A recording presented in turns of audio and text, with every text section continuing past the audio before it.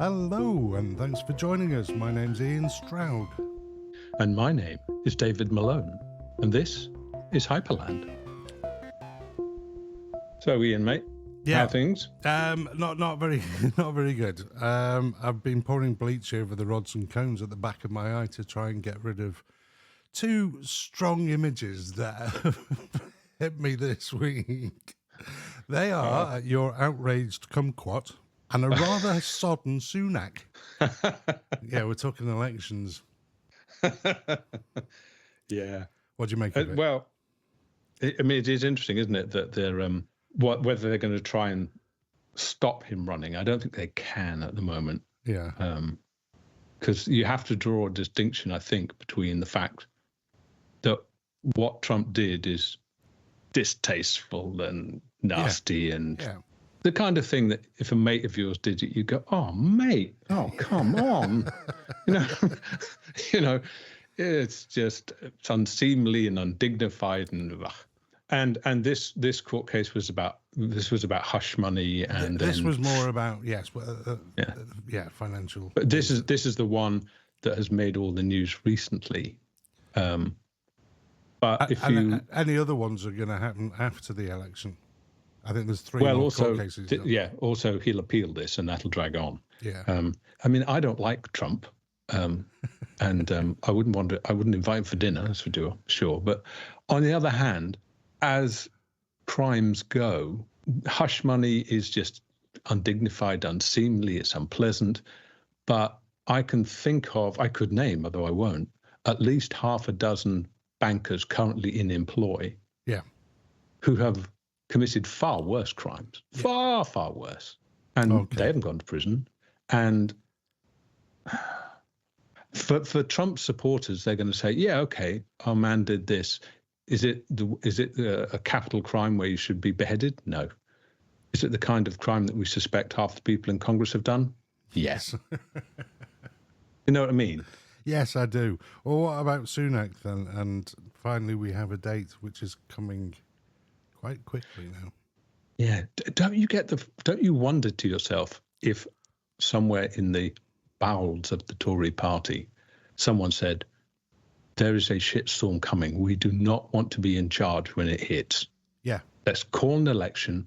Let's look like we're running really fast, but don't run too fast and let the other bloke win so it all happens on his watch." Yeah, totally. I mean, it needn't be that. It could just be that he said, "Oh, quick, let's call an election. Maybe I'll get elected again." But you think to yourself, did he really think he was going to win if he called a snap election? Yeah. The best you could think is he'd think my chances are only going to get worse as the consequences of the years we've been in power become clearer and clearer. That would be a reason for calling a snap election. Is that a Greame track? Things can only get worse. Well, no, that raises bad memories. Let's not talk about the Blair Witch. The undead who never seems to go away. Yeah. But we've got India's coming close to finishing their elections. Modi seems to be getting more support. Oh gosh, there's a surprise. Yeah, and I heard France, they've gone from a AA to a AA minus credit score. Well, yeah, I mean, which is going to put more pressure on Macron and increase the chances of Le Pen. Maybe. I don't know. I mean, I think Le Pen has a very good chance. I don't know whether she'd win, but I think it's a foregone conclusion that they may be kingmaker, but that even if they're not quite that much, they're certainly changing the outlook of French politics. But the downgrading of France's sovereign debt is I mean, they now have a debt of over 100% of GDP. Yeah. And it's funny, I saw I was watching some French commentators on this, a sort of financial one. And this young fellow, who's obviously fairly right-wing, was sketching out why France had such an enormous debt. He was talking about from the 90s onwards. Yeah. And his first port of call was the pandemic. And then there was, I think he went back and talked about, I think it might have been the attacks from the Twin Trade Towers. Mm-hmm. And he never mentioned the debt crash of 2008 as an explanation. So this was a financial commentator then? Yeah. And I thought, that is extraordinary. That's like talking about the sinking of the Titanic and saying, well, there was that time when that window got broken. And then, do you remember when the steward spilt the wine and then it sank? And never mentioned the iceberg. Yeah. But yeah, France is in a lot of the European nations are in trouble. I mean, Italy continues to be in trouble financially. Greece has never not been in financial trouble. Yeah. And now France and Germany's finances are not doing good. I mean, VW is in all kinds of trouble. Yeah. Its energy policy, if you can dignify the word policy, is in disarray. So, yeah, I think what people like to call the swing to the right is going to happen, but it'll be a mixed bag of reasons, I think. Yeah. But the other thing that struck me this week is we had the post office inquiry in the UK. We've had the blood scandal with the NHS. We've had Partygate come back because one of the top civil servants had been off sick. And it's just this continuing lies. I found watching a little bit of the post office thing. I thought there's a kind of culture of protecting the company first that comes before anything else, and almost kind of like, well, of course that's what we do, as if that's become the norm. Well, it has in a way. I mean, you only have to look at the position of whistleblowers. I mean, the very fact we have this word whistleblower is odd. Yeah. I mean, what does it mean? We've created a word for a special category person. And what is a special category person? The person who tells you that the company that this person is working for is breaking the law. Yeah. And we have to have a special word for it. And they're a special kind of person. I think in part it's because the other part of the culture is that everyone's convinced it's the sort of the neoliberal idea that private enterprise, they're the wealth makers. And government aren't. Government are at best a hindrance.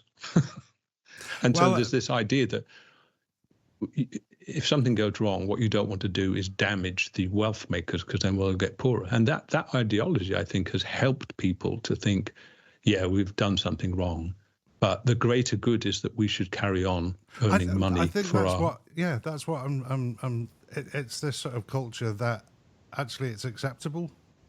I think at a certain level, people would look around and go, well, that's what everyone does. That's what I got from the inquiry at the post office. Yeah. Yeah. And I mean, it's we both know it's gone on forever. I mean, you can think of a list of similar cases as long as your arm, Citibank laundering money for drug cartels, HSBC doing the same, Union Carbide in Bhopal. It goes on and on and on. I saw something this week that said something like sheep spend their lives in fear of the wolf, but it's the shepherd that eats them in the end. That's very good. It was kind of quite nice.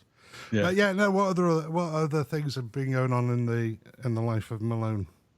Well, I was also looking at politics, but from a slightly different angle. I was just looking at what's happening to the whole idea of international law, because what we've been talking about is sort of the bottom end of politics, where we elect governments, but then there's a relationship between governments, and I thought this whole business with Israel and Gaza.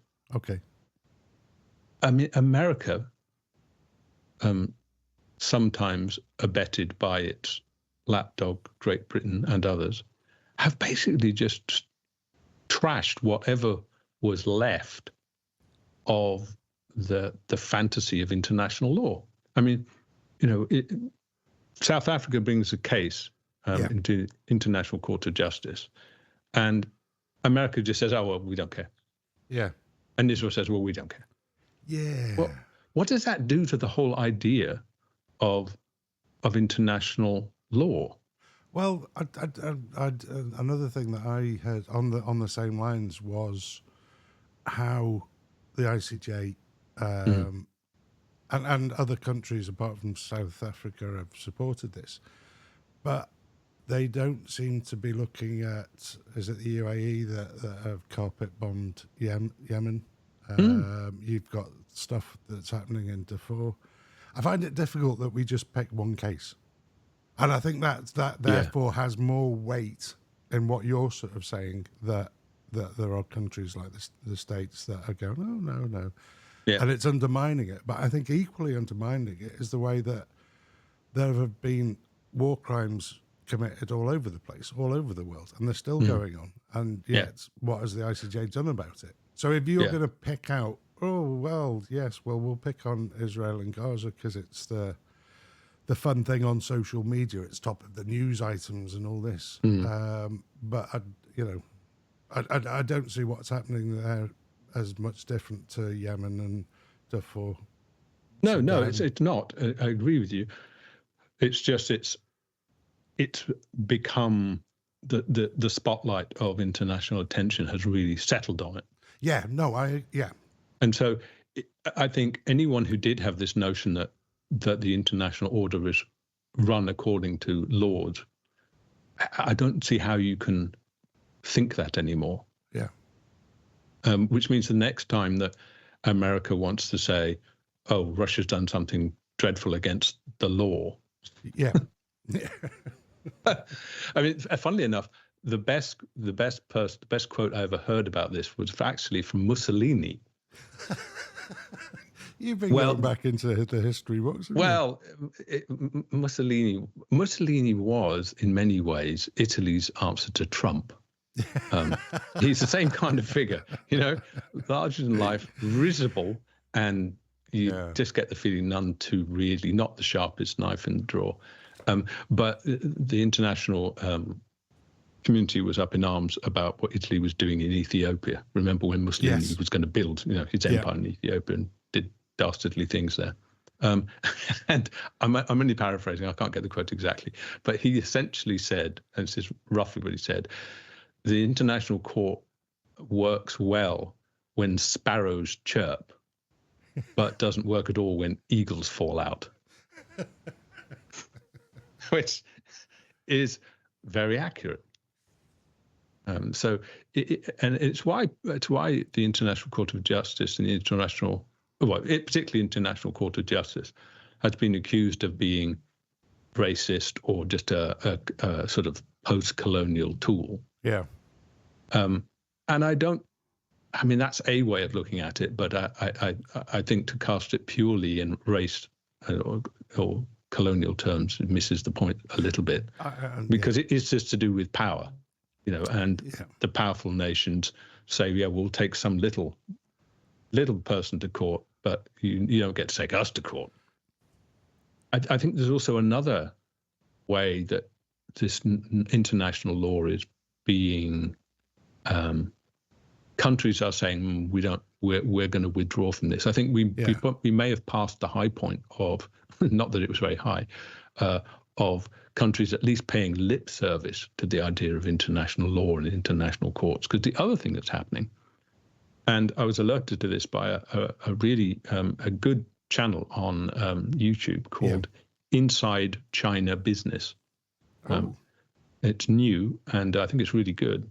And for a long time, I've been looking at what China and Russia and Iran were doing with currencies and setting up payments between them as a way of not using the dollar, and whether they were going to either create a new currency or use the renminbi, the yuan. One's the internal, one's the external currency of China, as to try and challenge the dollar as a new reserve. I mean, they're certainly already operating as a settlement currency. And this fellow had been reading Bloomberg and picked out a couple of articles, one of which is very interesting, which is China this year, I think, has been selling tens of billions of its dollar debt holdings. But it's not really de-dollarizing. It's not just stopping using the dollar, because so much trade happens in dollars, and it has such a massive trade with US. But his point, which I think was very clever and insightful, is that what you do notice is that China has been paying for stuff by selling its US bonds at a discount.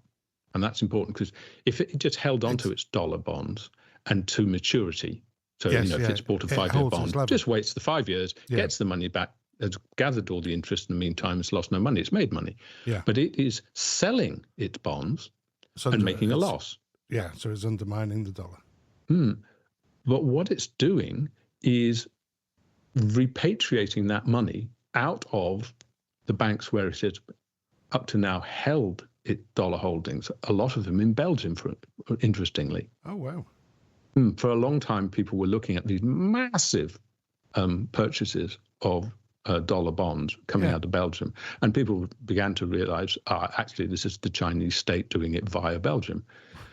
So why are they pulling their assets out of foreign banks? Yeah. And he noticed this, and then I thought, why is this?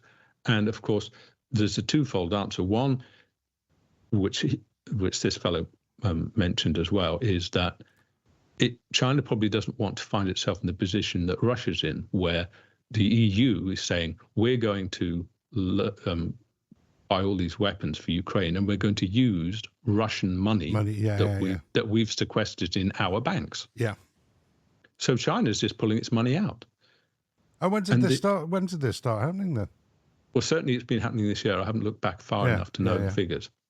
Okay.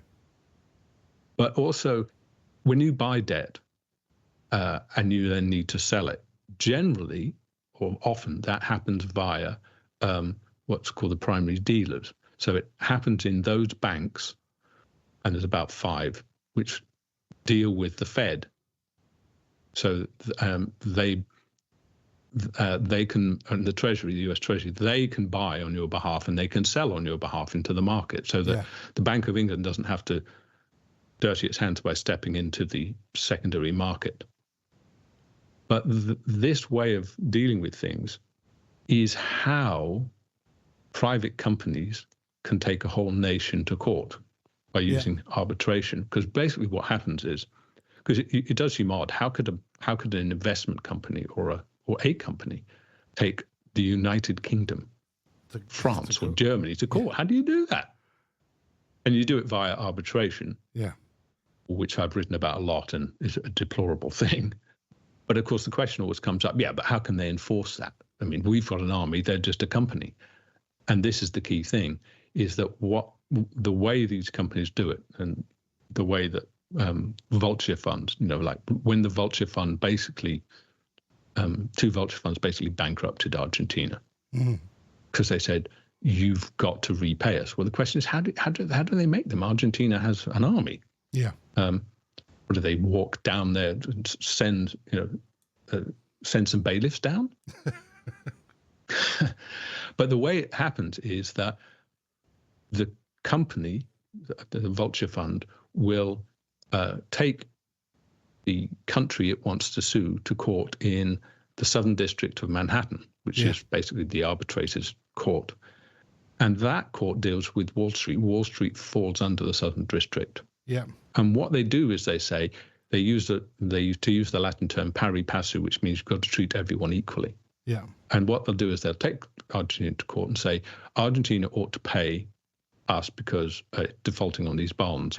And if they won't treat us this way, then you have to stop them being able to do anything, because we can't have them paying some people but not us. So it freezes everything then? It freezes everything and forces the country to default. Yeah. And I think that's the other reason that China is doing it. And I suspect other nations will follow. They will say, we don't want to be in a position where we can be taken to court in Manhattan at the behest of a company and with the connivance of the American judicial system for political reasons. So we're just going to pull our money out and we're going to pull our assets out and we're going to deal with the bond market from home, from our banks. Yeah.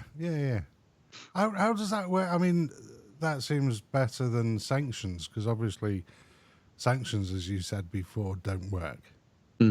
So, I mean... Well, yeah. I mean, it's in a very effective way. That's why you have these, in the big trade agreements, they always have this investor dispute settlement. Yeah. So you need to be in a trade agreement with a country before you can take it to arbitration. Well, arbitration has always been nested inside the big trade agreements, which is why I've been so against them. Well, for other reasons as well, but I think arbitration is an absolutely terrible thing. Yeah. In theory, it should be fine, just like capitalism in theory works and communism in theory works. In theory, they all work. They're all fine. Yeah. They all lead you straight to utopia, except they don't work. Yeah. I think something major is happening there. And, Well, I know, and basically, I know from all what you're sides, getting. International law is being undermined. Whether you think it's a good or a bad thing, it's up to you, but it's definitely happening. Yeah. Well, I think it's something that you're going to look deeper into, knowing you. Yeah. But no, I was going to say it's just coming up to just over a year since Hyperland's been going. And we've started to drop a few of your old films on YouTube with the courtesy of our little Hyperland elf. Yes. So they're going to start. I think the first one's going out on Monday, the 3rd of June. Oh, great. Some of them have got sections that are copyright controlled, so they have had to be slimmed out. But yeah, it's nice to see a body of work up there.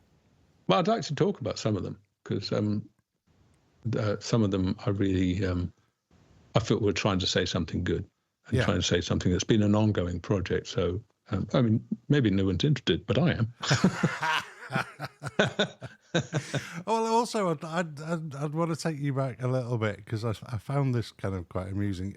When we did the podcast about AI, you asked if I'd ever used it, and I went, well, I've logged in and I've got the message. Hey, the chat GPT is very busy at the moment. It's kind of like I was put on hold.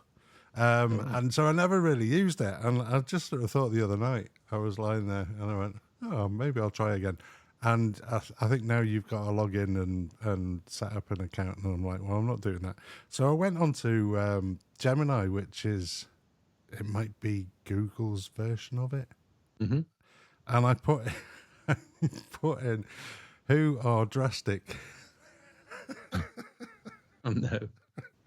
Well, no, but the results that came back were kind of quite, I just, it made me laugh. One of them was drastic and the Labalique theory. This is Gemini saying this. Drastic has been mentioned in connection with the theory that the COVID-19 virus originated in a lab leak in Wuhan, China. This theory is still being debated, with most scientists favouring a natural origin of the virus. That's what AI is telling me. Yeah. I mean, and that, I think, points to one of the dangers of it. Yes. Yeah. It's, if you said, I phoned a friend and this is what they said, I'd go, well, that's your friend. Well, great. Glad. But when people say, the AI, says it, is it going to make people think it must be more true, that this carries a kind of fact-checking kind of authority? And therein, I think, lies the danger. Yes. Because has the AI phoned up the world scientist and found that there was more than 50% of them saying it had a natural origin? No, it hasn't. Yeah. So where did this notion that most scientists, well, I'll tell you where it came from. It looked at the most cited papers, which is written by the people who think that it has a natural origin. Well, in their papers, it says most scientists. Yes, and it actually went on to say, this is Gemini again, the scientific publications, while there likely won't be publications directly by Drastic, since it may not be a formal group, You can find scientific research on the origins of COVID-19 from reputable sources like the World Health Organization. I just thought that was funny. And for anyone listening who hasn't listened to Gilles in the Smoking Gun, give our podcast a listen. And we have an update coming out soon, don't we? Yes, I hope so. Yes. In a couple of days, really. Brilliant. Yeah. And then the last thing, I want to just go back to the image of the sodden Sunak with things can only get better. I thought for your political party that we haven't started yet, called Home, I've found the band that will play your background music. Okay. And it's a guy called Seb Lowe. He's from Oldham, I think. Well, this is going to be the this can only get better, but for the home party. Yeah, exactly. Yeah. The theme tune. Oh God, I dread to think. Go on then. Go on. Which tax haven were you conceived in? Bermuda. Father was on a retreat writing dystopian fiction about a socialist future. Dare I say, I nearly thought it true, yes, quite. With the Jeremy Corbyn scare and the odd protest or two. It's all rather overwhelming what the flies might do when they gather the like-minded, and they do gather a few. Funny little angry things, aren't they, at times? They ought to count themselves lucky we don't force them in line. That's the future I aspire to, a little more control. For safety, of course, as safety is always an honest goal. We'll keep them scared, blame terrorists, or the fear of God above. If we change the people, they won't change us. See an open road to escalate your life. That's brilliant, mate. Brilliant. I like it. You've got to get him on. Phone him up. Oh, get him on. Let's have a chat to him. It'll be great. It'll be great. I'll put a link to his YouTube channel. He's probably got about 10,000 followers at the minute, and I hope he gets more. So do I. Well, I've sent you the links to the YouTube channel I mentioned, and also the Inside China business. Yeah, I've sent you a link to that, and I've also sent you a link to a blog piece I wrote about international law. Yeah. Back in the old Golem blog as well. Oh, okay. Well, shall we play out with a bit more Seb Lowe then? I think we definitely should, yeah. See you on the next one, until next time, mate. Cheers, bud.